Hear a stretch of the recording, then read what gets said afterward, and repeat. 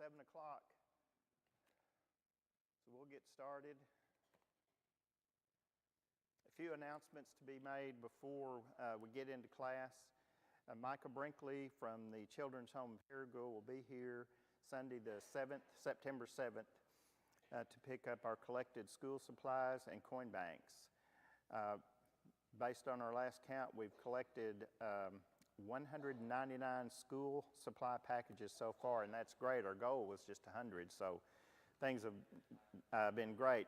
But we're a little slow on coin banks. So I know people have got them at home, but we need to start getting those in. We've only got 3 turned in so far, so we're running behind last year. I think last year we were like number 2 in the whole area as far as the number of banks. Is that right, 2? Yeah. So I don't think 3 coin banks are going to get it this year, is it? Big checks. So anyway, but we know folks have got them at home and they'll be getting them in. So just encouraging folks to do that. The Back to School breakfast is this Sunday, the 17th, in the Activities Center. Backpack Buddies will be announced at 9 o'clock. Breakfast and picture opportunities will be ready to go around 8:30. Everyone is invited to the breakfast, and there will not be any regular classes that morning, and worship will begin as usual at 10 o'clock. A reminder, there will be a wedding shower for Calandria and DeCarlo Thomas Sunday, August 24th from 2 to 3:30 in the fellowship room, and they are registered at Amazon, and there's a link on the Summers page and in the bulletin that you can go to and see what's on their list. Ray Barber was admitted to the VA today. He's having blood pressure problems, and the doctors moved him to intensive care so that they can closely monitor him. Ray, he is alert, and his wife Carmen is with him, so we need to remember them.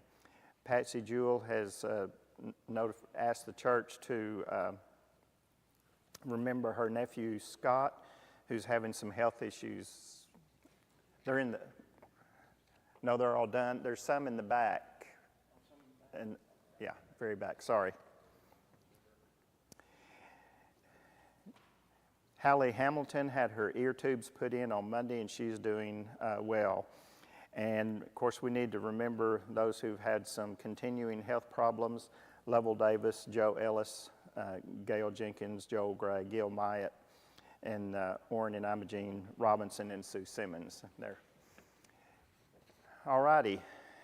As I mentioned last week, we didn't finish, and so we're going to continue with our lesson in chapter 15 of Luke, and it's the same handout, same link to the blog with the complete notes if you want to see those. Just as kind of remember, the entire chapter of Luke 15 is about the lost. And I mentioned, one commenter mentioned that it's, in his opinion, he felt like it's one of the greatest chapters in the Bible, and it is talking about the concern for the lost. And remember that this is part of, Jesus is, most believe that he's on his way to Jerusalem for his last time to go to Jerusalem. Don't know, Kaufman thinks it's within a week. He'll be there in a week. It may be a little longer, and it's, you know, it's not a dated diary. The gospel accounts are not dated diaries, so we don't know exactly, but that's the best supposition. And when you think about that, he knows his time is short, whether it's a week, 2 weeks, or a month. He's really hammering some real themes through, and a lot of parables are occurring in this period of time, and so in this very serious teaching that he's done.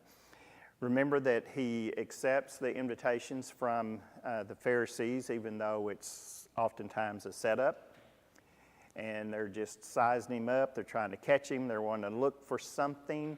But remember, we also mentioned that not all the Pharisees were against Jesus. We mentioned Nicodemus, and in chapter 13 of Luke, some of the Pharisees even warned Jesus that Herod wanted to kill him. And so we know that not all the Pharisees were of the kind that were common when we use the term Pharisee. That's not what we usually think about. But Jesus his message is confronting the establishment and confronting their standing and their power, and he's called them out for their hypocrisy. As you look in your personal Bible study, you think about it, Jesus never criticized the people that were humble and admitted their sins. He never criticized them. He welcomed them, he sought them, he looked for them. The ones that he hammered are the people who were the hypocrites, and that was very often, most of the time, the spiritual, or what should have been the spiritual leadership of Israel. And he hammered them hard. One of the most severe examples is Matthew 23. I mean, the whole chapter is him striking out at them and just calling them out on everything that they have done and been and the way they've acted. And so that confrontation of their power is really setting up his eventual crucifixion, because people in power who are confronted and they feel threatened, they react, and they react from that position of power and do whatever they can to retain their power. So anyway, when you look at this sermon in chapter 15, some people called it all one parable. I think it's three parables in just one sermon, one sitting. But as Kaufman pointed out in his commentary, it identifies four different ways.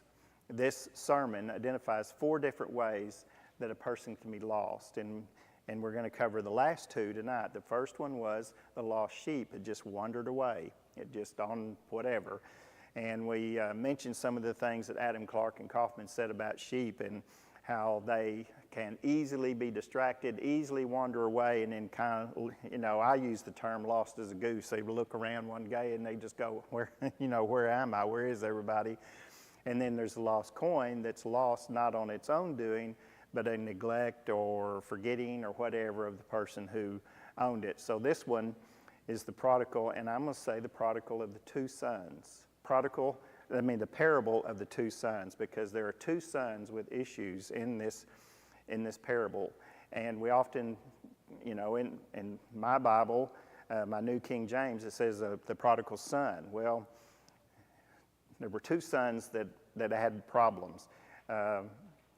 One commenter suggested it should be called the parable of the loving father, and I really like that because the father is central to this and his reaction to both boys and the problems that they were having and their spiritual condition. So, in Luke 15, verses 11 through 16, we'll begin. And again, I wanted to mention we appreciate, I'll speak on behalf of the church, we appreciate everyone who tunes in online. There's over 100 views each week to our worship services and our Bible class, and so we appreciate everyone who tunes in and listens, and we hope that it's beneficial to you, as I hope that this class is beneficial to everyone who is in attendance tonight. So in verse 11, a man had two sons. The younger of them said to the father, "Father, give me the share of the estate that falls to me." So he divided his wealth between them, and not many days later, the younger son gathered everything together and went on a journey into a distant country. There he squandered his estate with loose living. Now when he had spent everything, a severe famine occurred in that country, and he began to be impoverished. So he went and hired himself out to one of the citizens of that country, and he sent him into these fields to feed swine. And he would have gladly filled his stomach with the pods that the swine were eating, and no one was giving anything to him. So speculate a little bit. What do you think is motivating this young man to do the actions? Because it really, as we're talking about this particular prodigal son, the younger son, what are some of the things that motivates people to leave in this way? What's motivating? What's caused them to do that? Are they mad? Are they angry? Are they greedy? What is it? What do you think, Debbie? Yeah. I mean, the law that they were living under, who got a double portion of the inheritance? The older son. Right. Exactly. There's in your families, there's never been any sibling rivalry, right? Never occurred or anything. or parents do what? No, yeah, for you, yeah, you were the smart one, right? But hey, mom and dad, you never had to go into a room and separate children, right? Because they always got along and they loved each other dearly. And so I know that I always got along with my sister, always. But anyway, but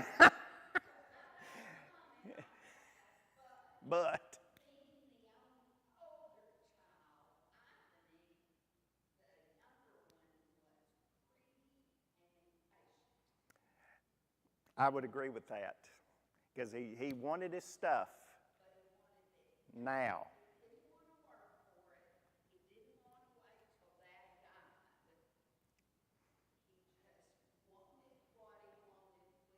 When he wanted it. And that I think was the motivation. I want it now. And you know, yes.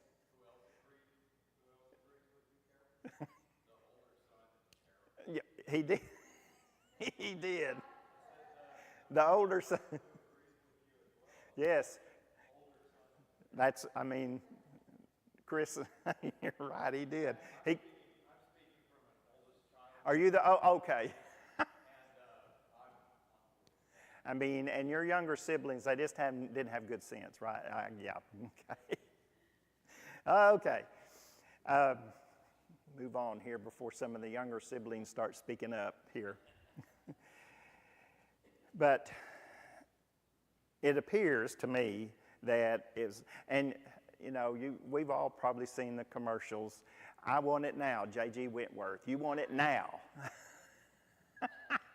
You know, you want your settlement now. You want it all now, and so they give you about 30% of what you're going to get if you wait, and and then you cash it out. I mean, those who have worked in large organizations, when people retire, in my organization that I worked for 45 years, when people retired, they could cash out if they wanted to, or put it aside and I knew so many people that cashed it out.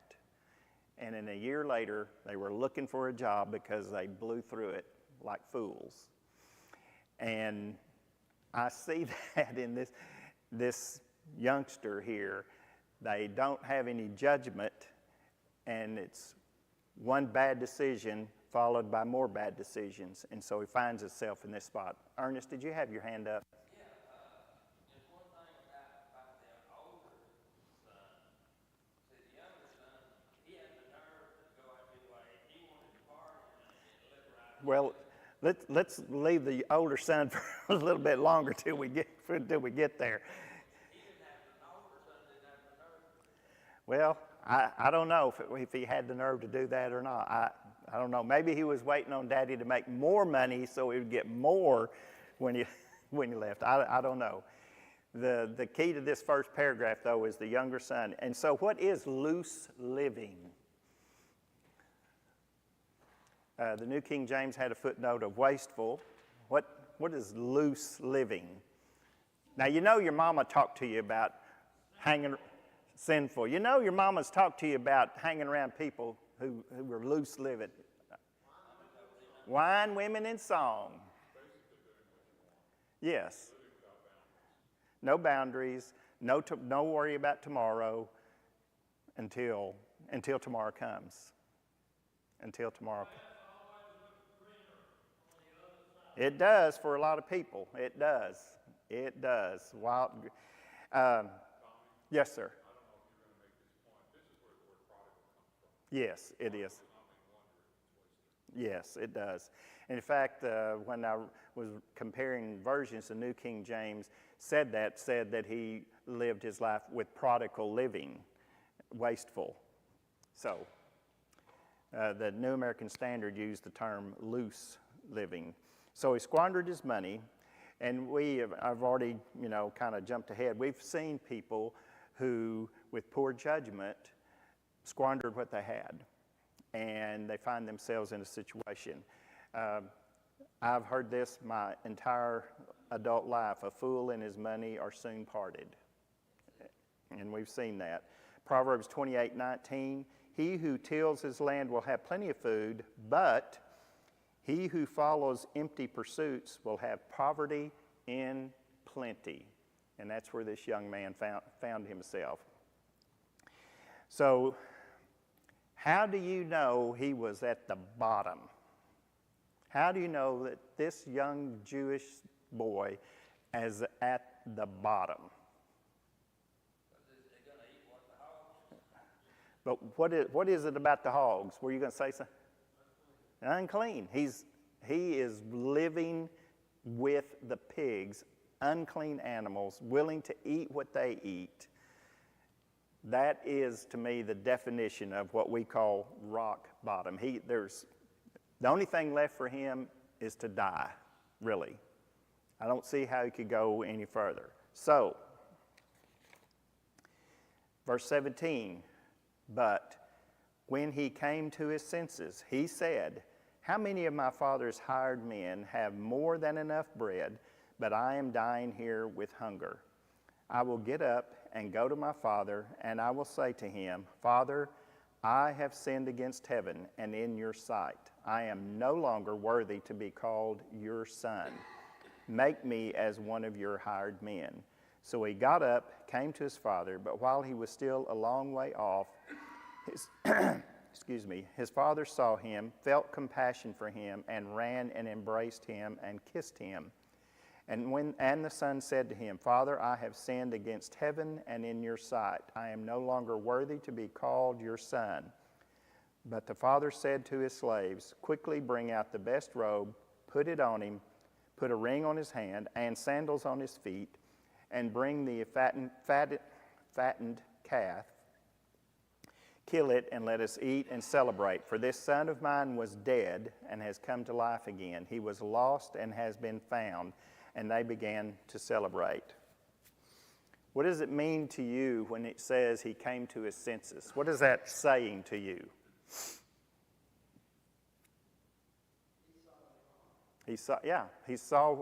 He identified his problem. He came to his senses. Unfortunately, some people never get to that point, or they are unwilling to take the necessary steps once they've identified where they are. When I was reading this, in my line of work, I became acquainted with Alcoholics Anonymous. And when you work in the emergency room, you run into a lot of this. There's a lot of Alcoholics Anonymous that is based here. It does have a spiritual background. In fact, the man who wrote the book and wrote the program was writing it from a spiritual program. Let me just share. The first step is to be honest where you are and admit where you are. First step. The second step is to accept that there's something bigger than you, a higher power, is the phrase they use, and that you are unable by yourself to get yourself out of the mess you're in. And I've paraphrased that. Third step is to surrender to God, to accept where I am and surrender to God.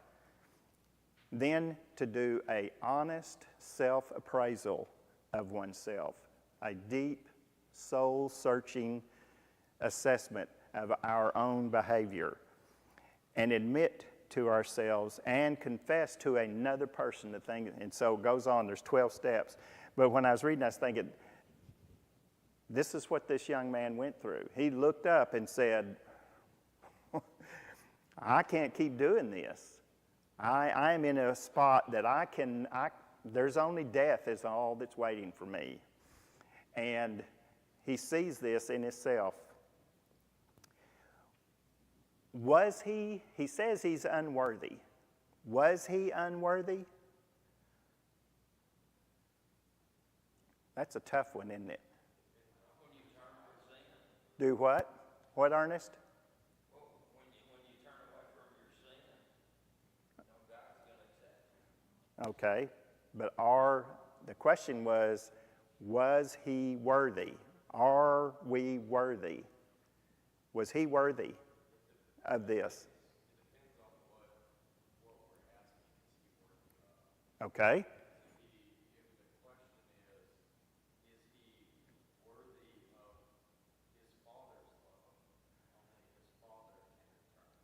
Right.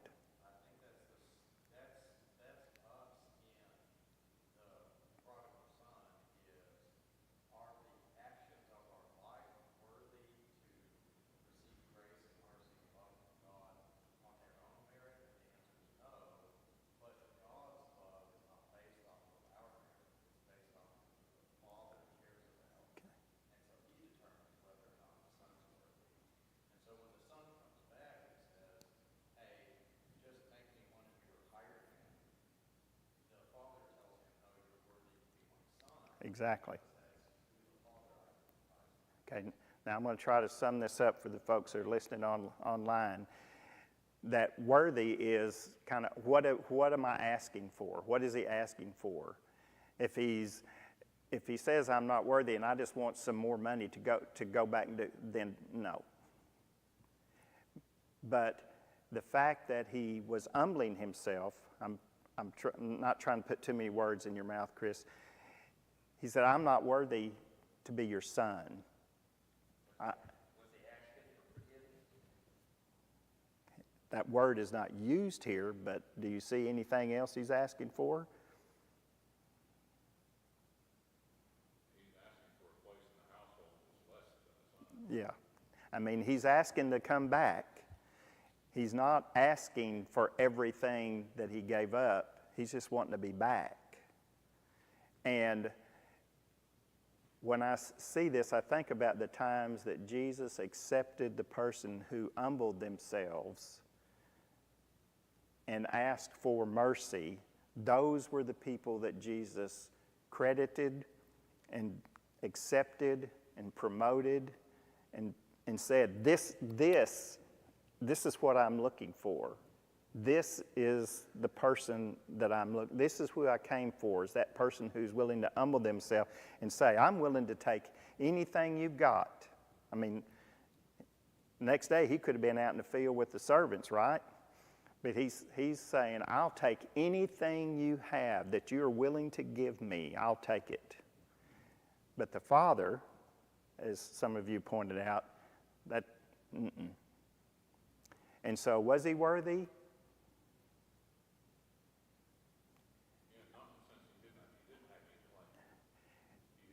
Right, he forfeited it. And so he's not worthy in that sense. And I think Keep going.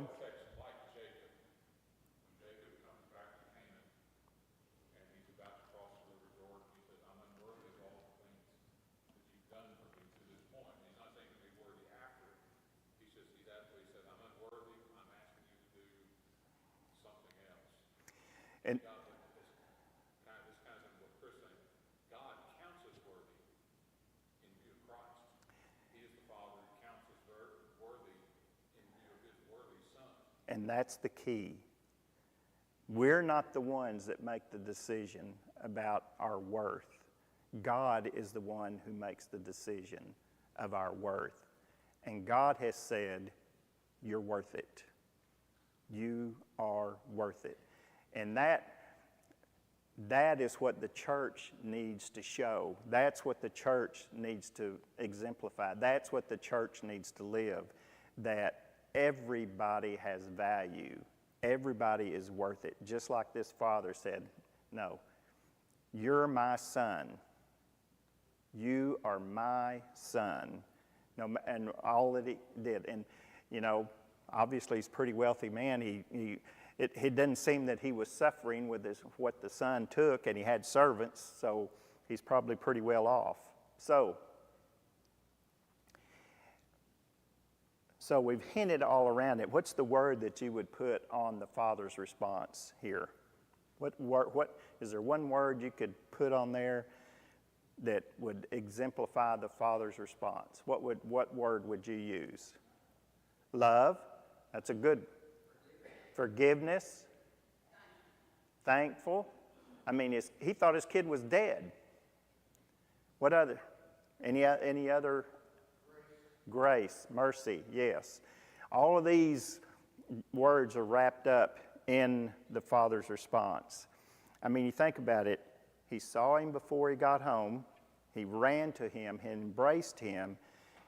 He ordered a ring, new clothes, shoes, and ordered a celebration. So it's obvious where the Father stood on this. Why would his Father say, my son who was dead? Why would he say that? Thought he was dead, didn't he? In our personal families that we deal with, there may be people that we've seen that have done these very things, and they leave and take off, and we go, I don't know if I'm ever going to see them again. They're whatever they're doing, we don't know. But he honestly thought, I believe, in this example that Jesus is giving, he thought his son, that he would never see him again, that he was dead. All right. I think about this time of year, kids going off to college and things like that, they do silly things and make mistakes out there. And so this is kind of that, they get away from home, and some of this kind of stuff goes on.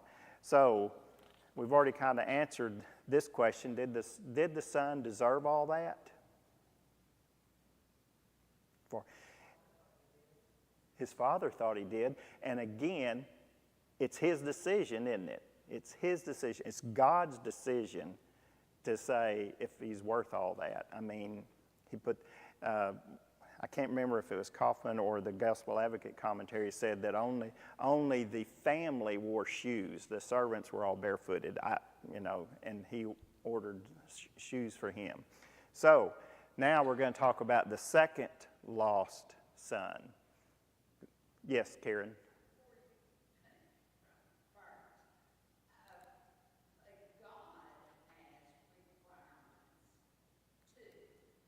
Mm-hmm. God has requirements.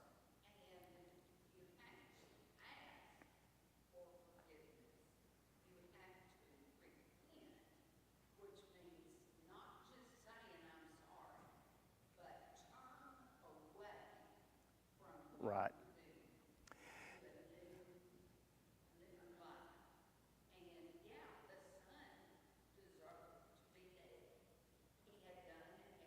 Mm-hmm.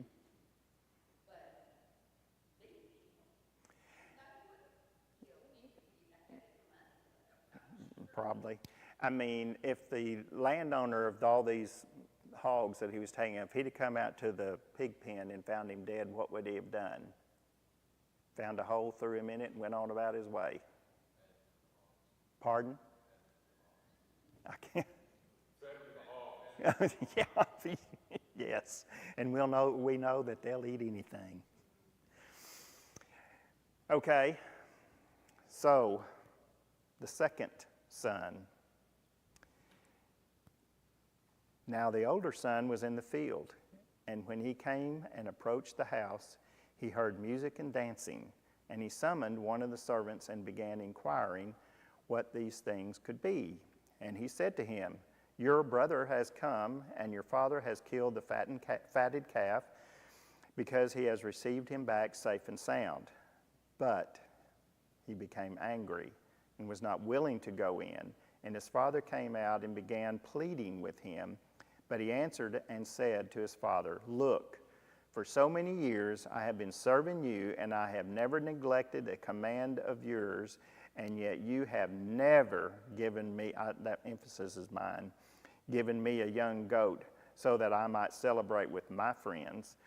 But when this son of yours, notice his language, this son of yours, none of us have ever said to our spouse, your daughter did something.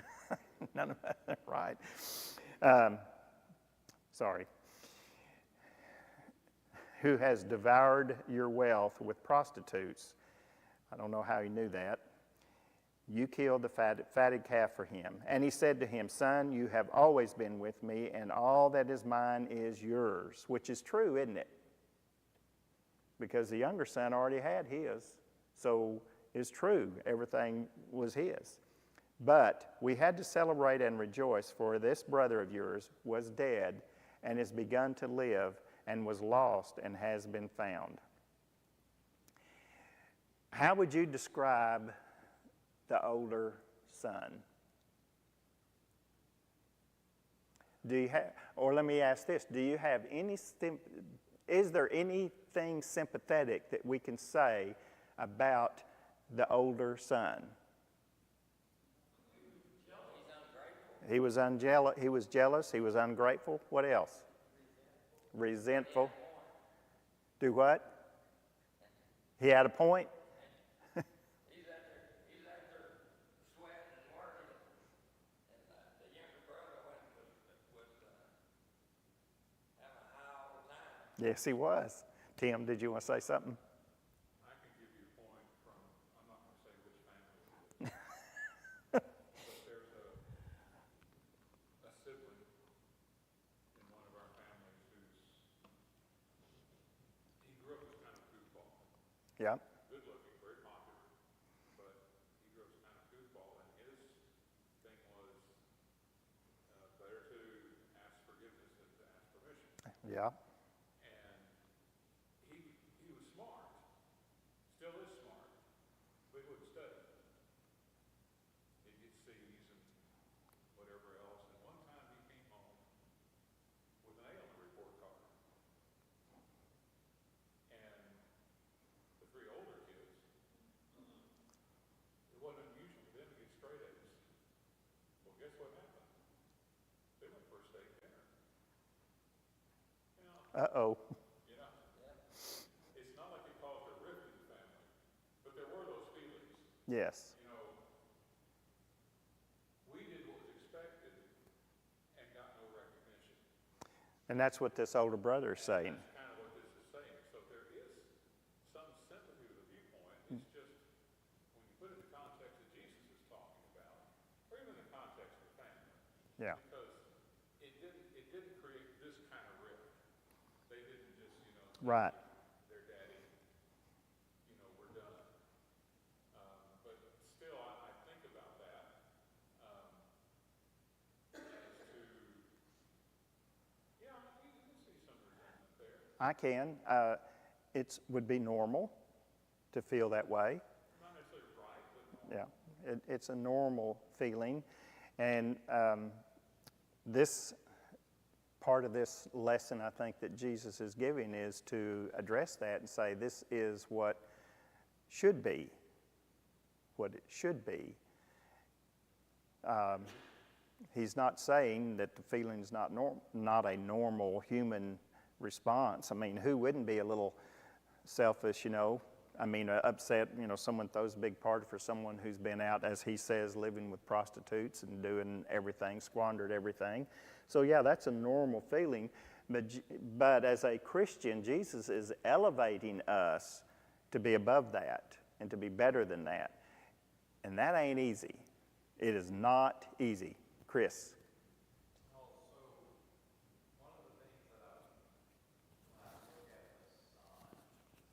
Which one? The older? Oh, the correct son. Okay.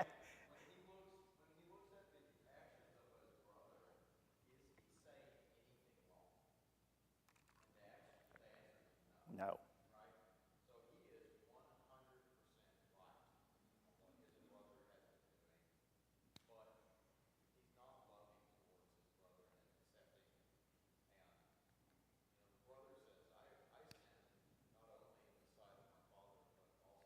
Right.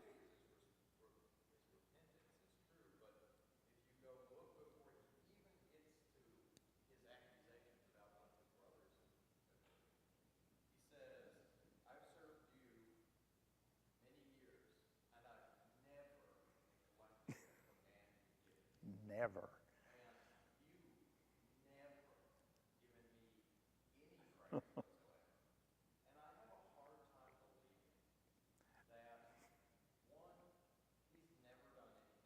Right.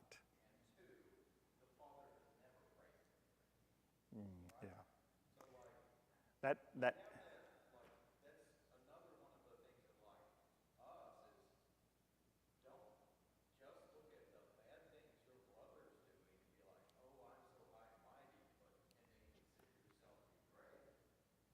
Because Jesus is calling out the Pharisees in this.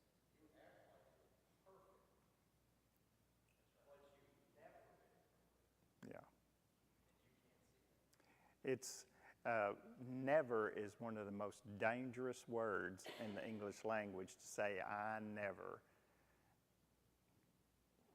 That's a long time, that never. Yes, Melba.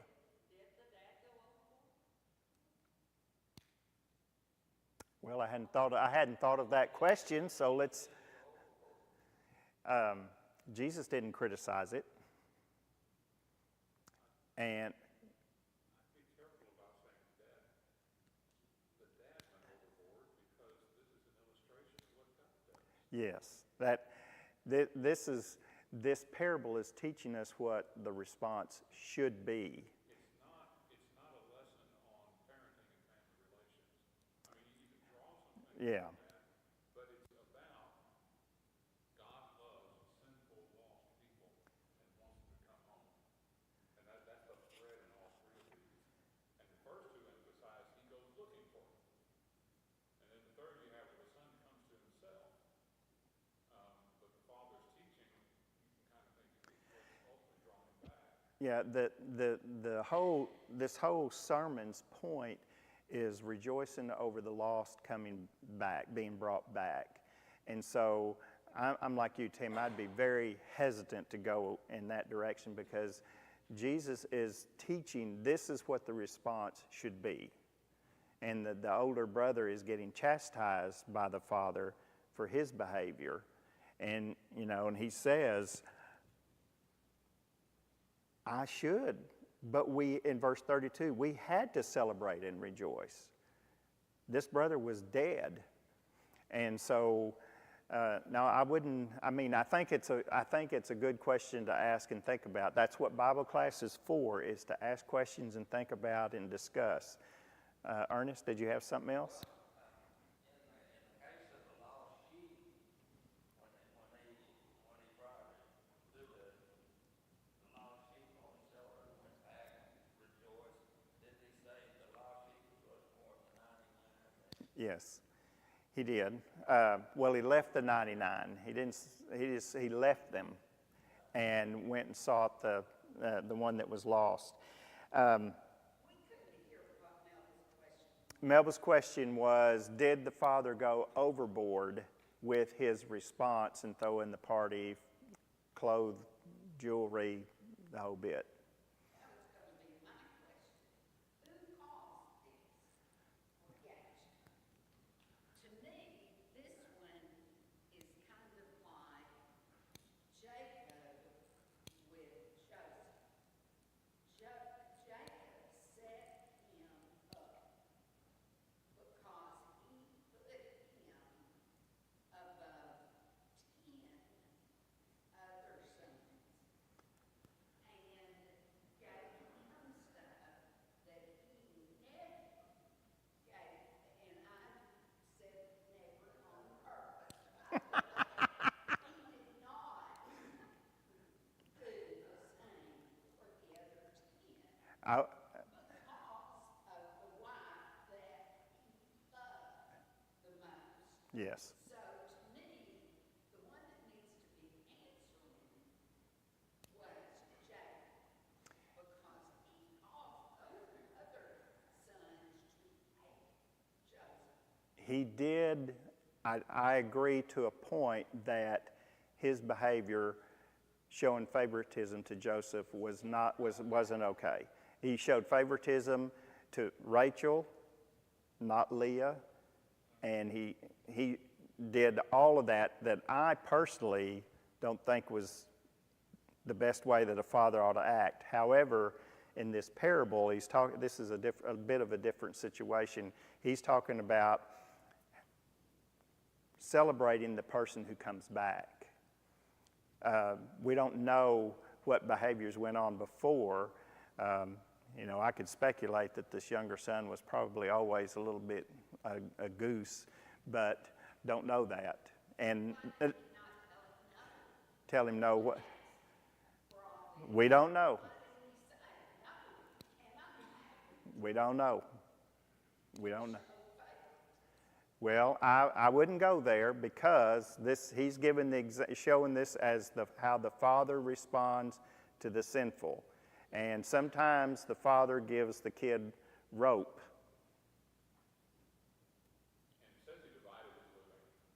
He did. And the older son got his. The older son decided to stay, and he did. And what I would say, you know, we're putting the human spin on a spiritual lesson, and the younger did the goofy, dumb thing, and the older son did the right thing. But his attitude is what sunk him in the end. Chris. So, I think that's, I mean, you're right on the like, you can't look at this from like, it's a human father interacting with human sons.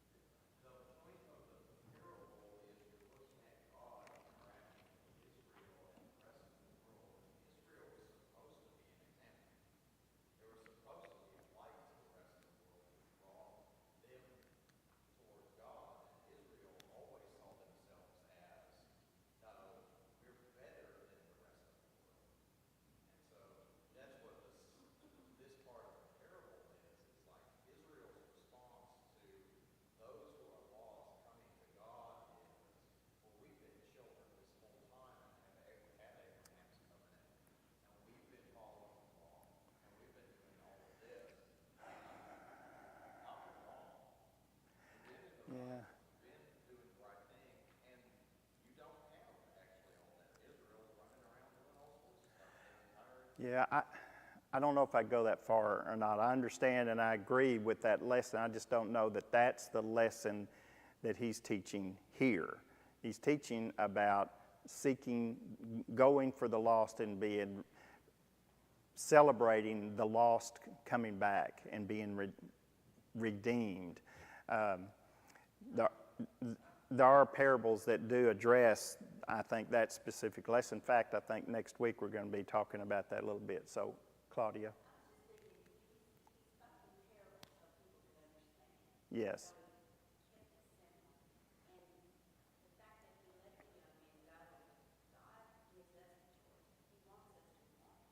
Yes.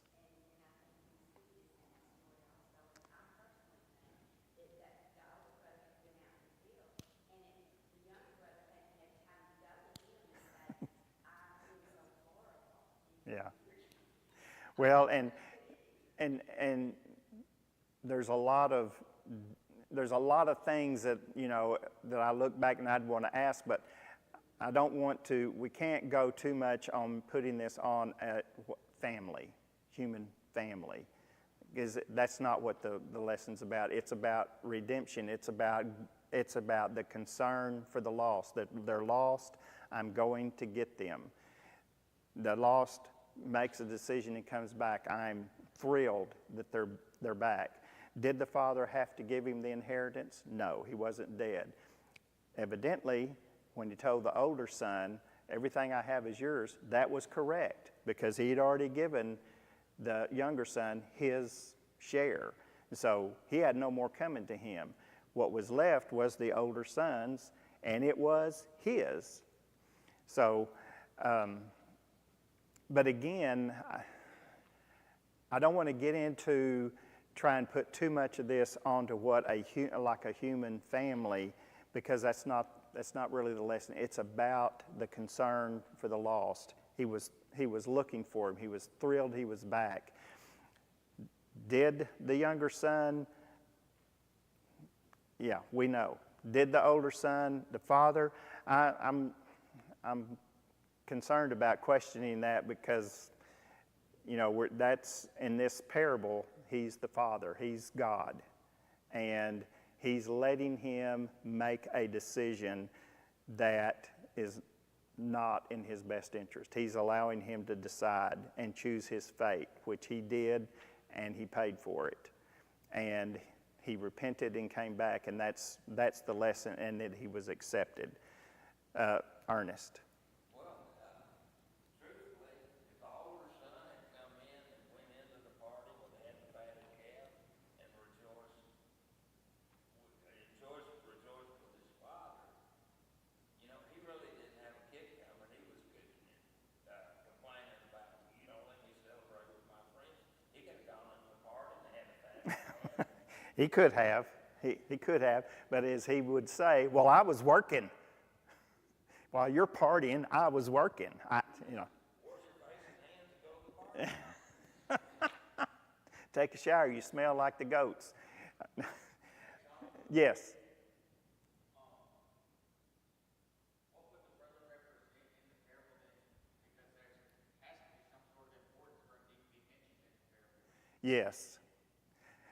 I see this as he represents the Pharisees that look towards people who make mistakes, who are sinful, and condemns them when he's not seeing his own weakness, his own selfish, his own jealousy, instead of being glad that a brother that they thought was dead is now alive.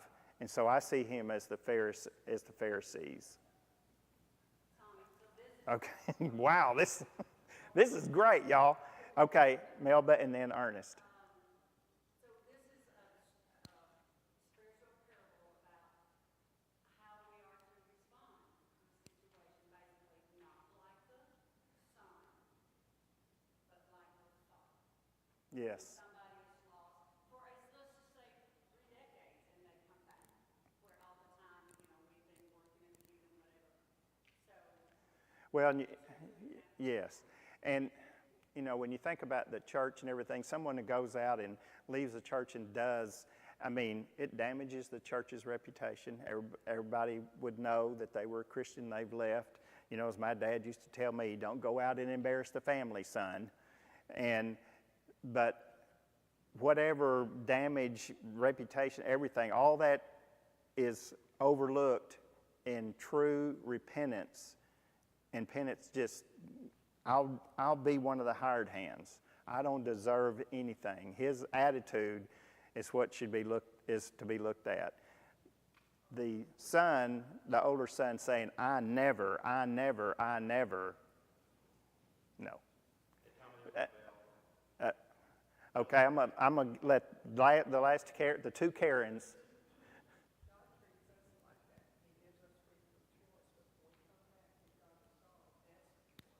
Yes. Okay. Karen, did you? Oh, okay. Okay. Last chance, because the bell has rung. We just don't, and it's not going to. Ernest, you get to close us out. Jesus said, judge not that you be not judged. Yes. The older son was judging the younger son. Yes, he was. God can judge it on him. Yes. All right. Next week, we're actually going to go back to chapter 14, and we'll talk about assessing the cost. And we're going to look at that. That will be our last session, and then the next week after that is ice cream. And I'm not getting in the way of ice cream.